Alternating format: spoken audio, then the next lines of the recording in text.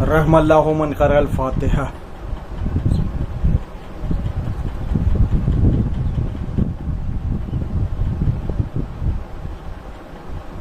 اعوذ باللہ من الشیطان الرجیم، بسم اللہ الرحمن الرحیم،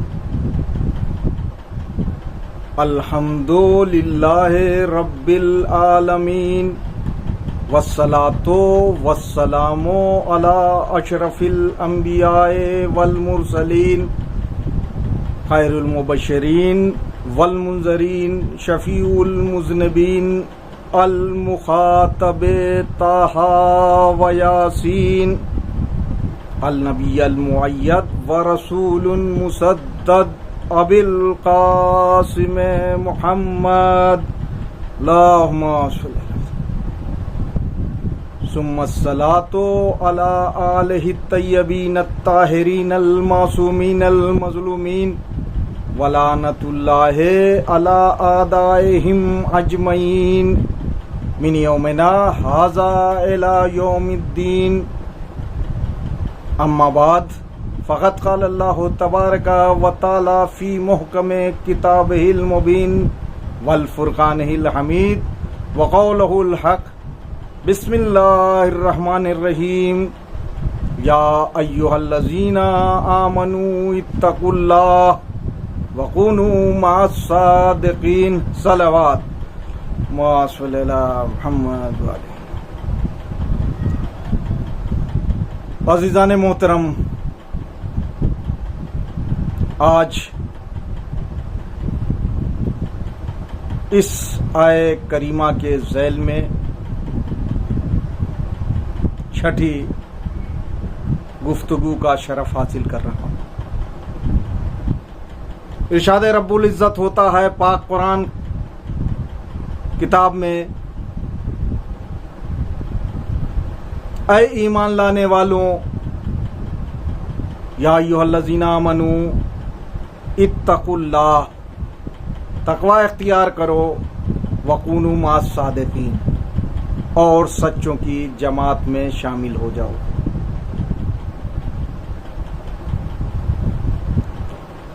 یہ آیہ کریمہ تمام چیزوں کو اپنے اندر سمیٹے ہوئے، بشرطے ہم اسے سمجھنے کی کوشش کریں، ہم اسے سمجھ جائیں، ہمارے اندر معرفت آ جائے ان تمام چیزوں کو سمجھنے کی کیونکہ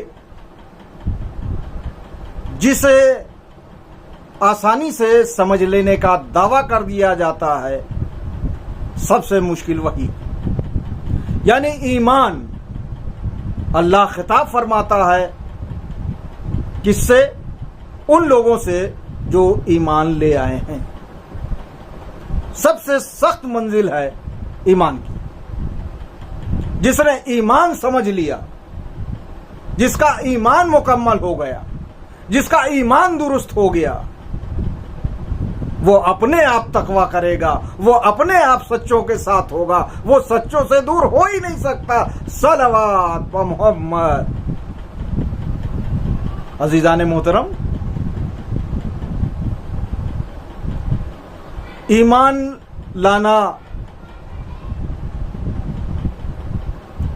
لانے کے لیے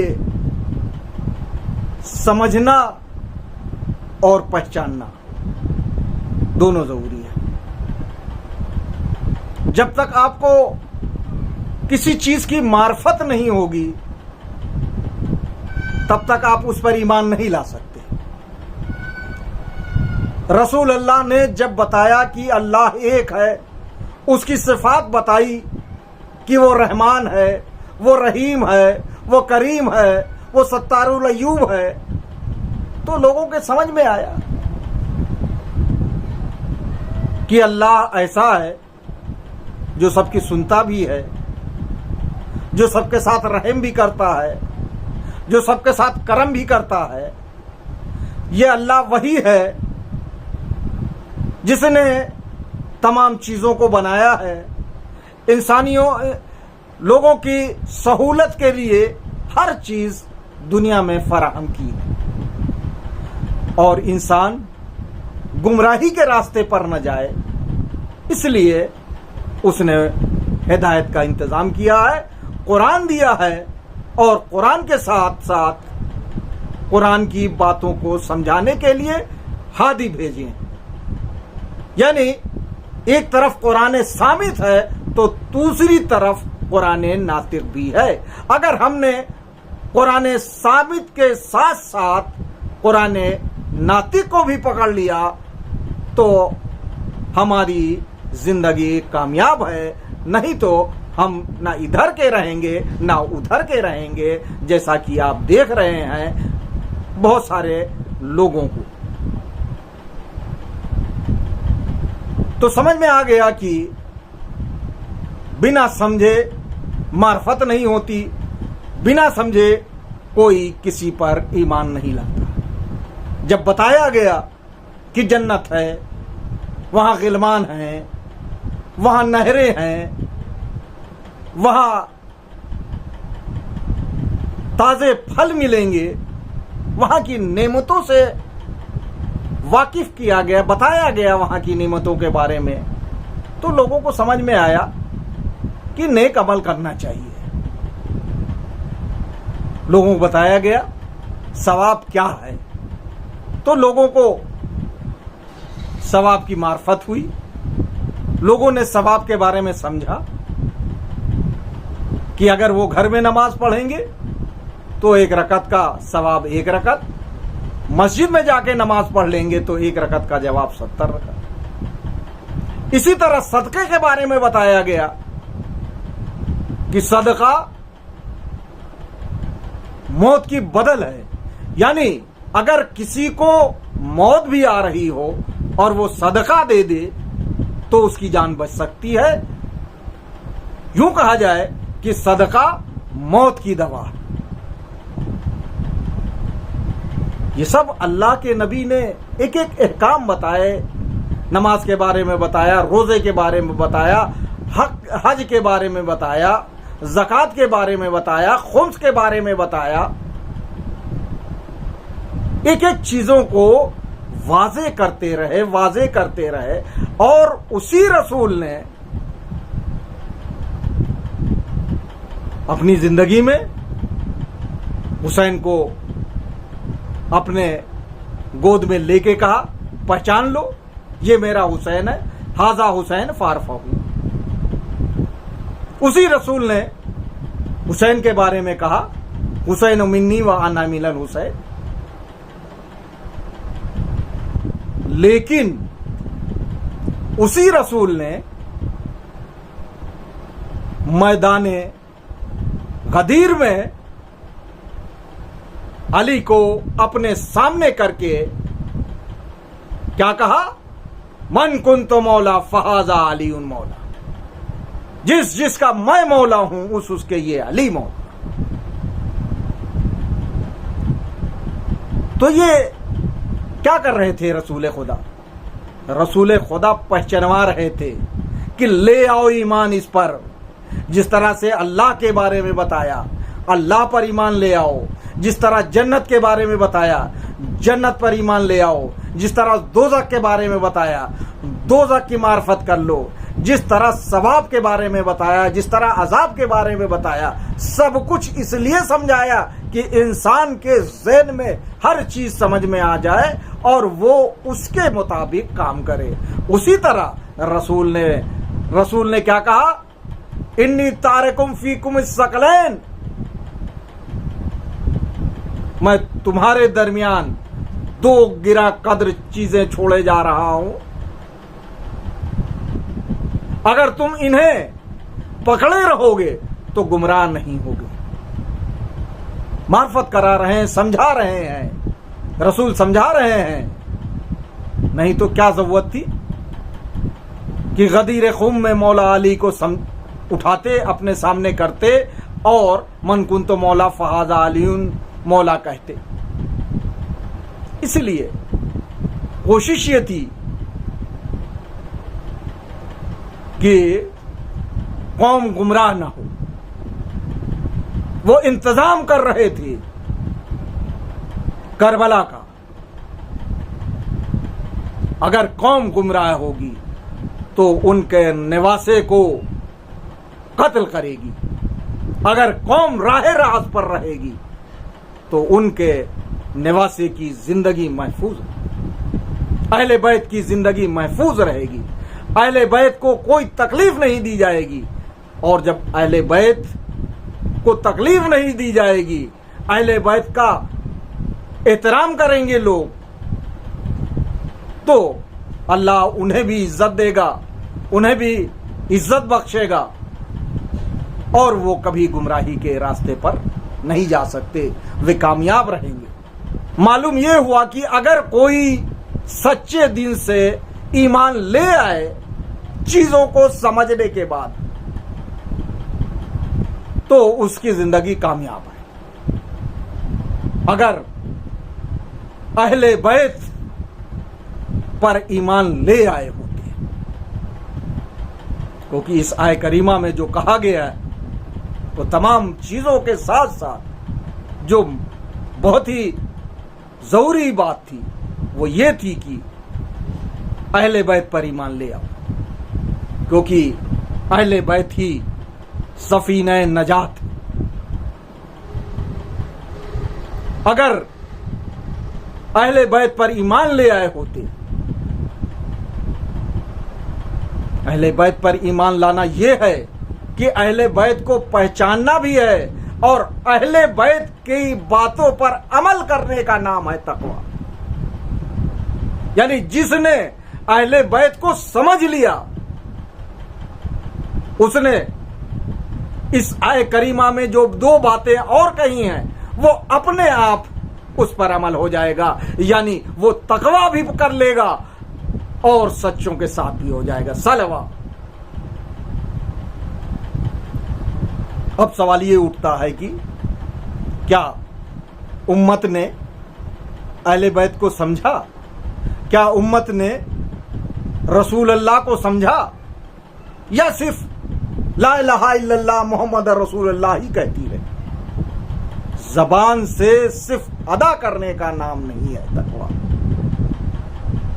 تقویٰ کے لیے ضروری ہے کہ اس پر عمل کیا جائے. ایمان تو لے آئے، لا الہ الا اللہ کہہ دینا ایمان لے آنا ہے، محمد رسول اللہ کہہ دینا ایمان لے آنا ہے. لیکن جس پر ایمان لائے ہو اس کی باتوں پر عمل کرنے کا نام تقویٰ. اچھے نہیں سمجھ پائے، جو دائیں بیٹھتے تھے بائیں بیٹھتے تھے ان کو بھی رسول سمجھ میں نہیں آئے، اسی لیے وہ ٹیکا ٹپڑی کرتے تھے، اسی لیے وہ رسول کے فیصلے پر انگلی اٹھاتے تھے. اور ان کا انجام کیا ہوا وہ دنیا دیکھ رہی ہے.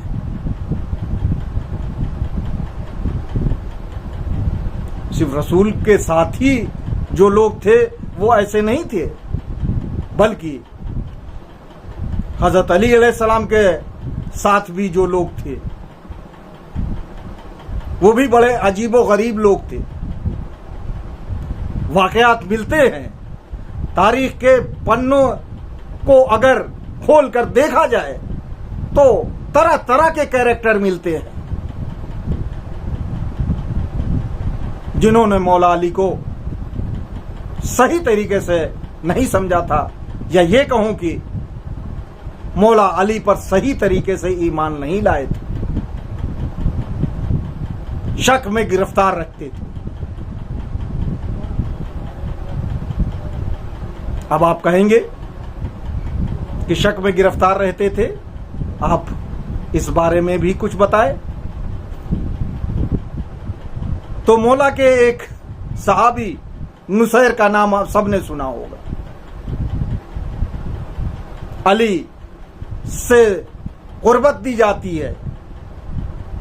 بتایا جاتا ہے کہ مولا علی کو بعد میں جب نصیر نے سمجھا تو بہت دیر ہو چکی تھی.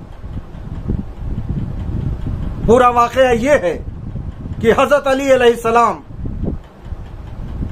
اپنے صحابیوں کے ساتھ ایک دریا کے کنارے سے جا رہے ہیں، چلے جا رہے ہیں۔ اچانک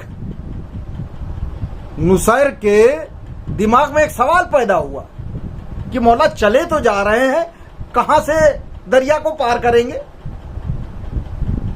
نصیر کے دماغ میں یہ سوال اپجا، منہ سے کچھ نہ بولا، یہ نہیں پوچھا کہ مولا کہاں سے دریا عبور کریں گے، لیکن جو وقت کا امام تھا اسے پتا چل گیا کہ نصیر کیا سوچ رہے ہیں۔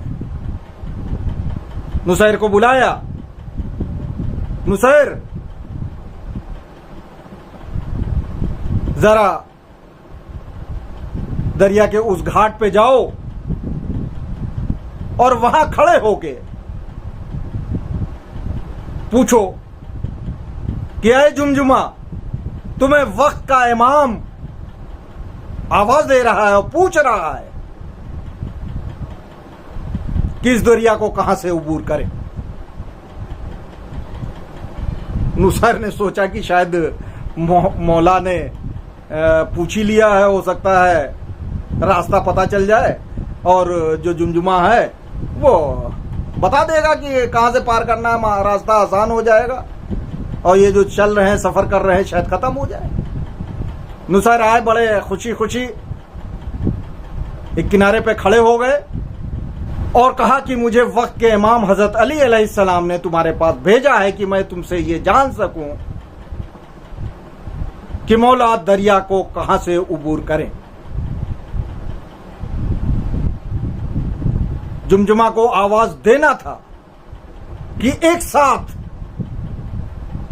ہزاروں کی تعداد میں جمجمہ کھڑے ہو گئے اور کہا کہ مجھے یہ بتا کہ کس جمجمہ سے کہا ہے، ہم سب کے سب جمجمہ۔ اب نصیر جو ہے حیرت میں پڑ گئے اور بغلے جھانکنے لگے، کہا کہ مولا نے تو مجھے اتنا ہی کہا تھا۔ تو اس نے کہا کہ جا کے پھر سے پوچھ کے آؤ کس جمجمہ کے لیے کہا ہے۔ نصیر واپس آئے مولا کے پاس اور کہا کہ مولا وہاں تو ہزاروں کی تعداد میں جمجمہ کھڑے ہو گئے اور وہ پوچھ رہے ہیں کہ کس جمجمہ سے آپ نے پوچھا۔ حضرت علی علیہ السلام نے نصیر سے کہا جاؤ اب کی جب آواز دینا تو جمجمہ ابن کرکرا کو آواز دینا۔ آئے، آواز لگائی جمجمہ ابن کرکرا، وقت کا امام جاننا چاہتا ہے کہ وہ دریا کہاں سے عبور کرے۔ اب جو دیکھا تو پھر تھوڑی کم تعداد ہو گئی تھی، لیکن اچھی خاصی سینکڑوں کی تعداد میں وہاں جمجمہ ابن کرکرا کھڑے ہو گئے اور کہا کہ اے نصیر، کس جمجمہ ابن کرکرا سے بات کہی گئی ہے؟ جمجمہ پھر پریشان ہوئے، کہا جا کے اپنے مولا سے پوچھو کہ تمہارے مولا نے کس جمجمہ ابن کرکرا سے سوال کیا ہے۔ پھر حاضر ہو گئے مولا، وہاں تو پھر ڈھیر سارے جو ہے اس نام کے کھڑے ہو گئے ہیں اور وہ جاننا چاہتے ہیں کہ آپ نے کس سے پوچھا۔ اب مولا نے پھر ان کو بتایا کہ جاؤ اب کی کہنا جمجمہ ابن کرکرا ابن مربرا، یہ آواز لگانا اور ان سے پوچھنا۔ پھر آئے، اب تو ہیٹرک ہو گئی نا وہاں پہنچنے کی۔ تیسری بار سوال کیا کہ اے جمجمہ ابن مرمرا ابن کرکرا، وقت کا امام جاننا چاہتا ہے کہ دریا کہاں سے عبور کرے۔ اب دیکھا تو کم تعداد تھی، لیکن پھر بھی سینکڑوں میں تھی۔ ان سب نے پھر کہا کہ تمہارے امام نے کس جمجمہ ابن کرکرہ ابن مرمرہ سے سوال کیا؟ ہم سب جمجمہ ابن کرکرہ ابن مرمرہ، اور اے نصیر تمہارا دماغ صحیح ہے یا خراب ہو گیا ہے جو بار بار یہاں آ رہے ہو اور پوچھ رہے ہو کہ تمہارے امام نے یہ سوال کیا ہے؟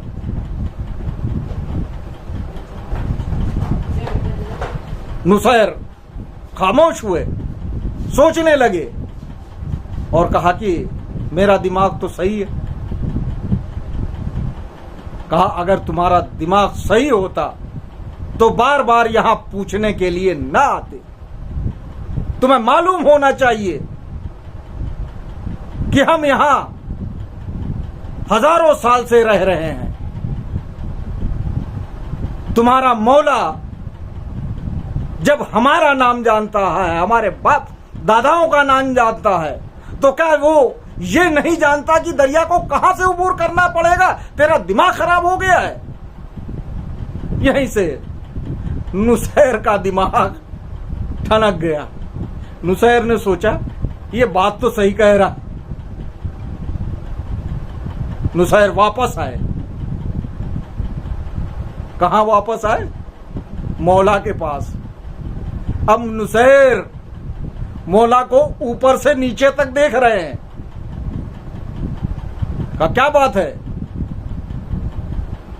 کہا یا علی آپ ہی خدا ہیں۔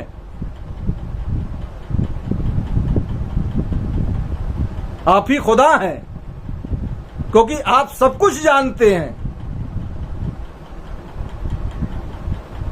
حضرت علی علیہ السلام نے کہا کہ میں خدا نہیں ہوں، لا الہ الا اللہ، خدا وحدہ لا شریک ہے، اللہ ایک ہے۔ نصیر کو سمجھایا لیکن نصیر کی سمجھ میں نہ آیا۔ جب نصیر کی سمجھ میں نہ آیا تو وقت کے امام نے تلوار کھینچ لی اور نصیر کا قتل کر دیا۔ سنیں معرفت کیسے ہوتی، کس کو کہتے ہیں معرفت، کس کو کہتے ہیں ایمان۔ نصیر کو قتل کر دیا۔ اس کے بعد مولا نے نصیر کو پھر سے زندہ کر دیا۔ نصیر زندہ ہوئے اور پھر یہ کہنے لگے یا علی اب تو اور یقین ہو گیا کہ آپ خدا ہیں، کیونکہ آپ مارتے بھی ہیں اور جلاتے بھی ہیں۔ صلوات۔ تاریخ میں ملتا ہے کہ مولا نے نصیر کو 70 بار قتل کیا اور 70 بار زندہ کیا۔ ہر بار نصیر نے یہی کہا کہ یا علی اب تو یقین میں اور اضافہ ہو گیا، اب تو یقین میں اور اضافہ ہو گیا کہ آپ ہی خدا ہیں۔ صلوات محمد۔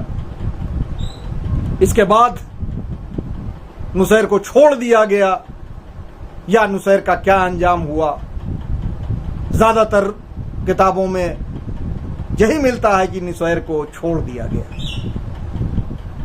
اور انہی کی اولادیں ہیں جو نصیری کہلاتی ہیں، جو حضرت علی علیہ السلام کو خدا مانتی ہیں۔ حالانکہ مولا مشکل کشا حضرت علی علیہ السلام نے انہیں بہت سمجھانے کی کوشش کی تھی کہ وہ انہیں خدا نہ کہیں، بلکہ حقیقی جو خدا ہے اس کو پہچان لے، اس پر ایمان لے آئے۔ صلوات۔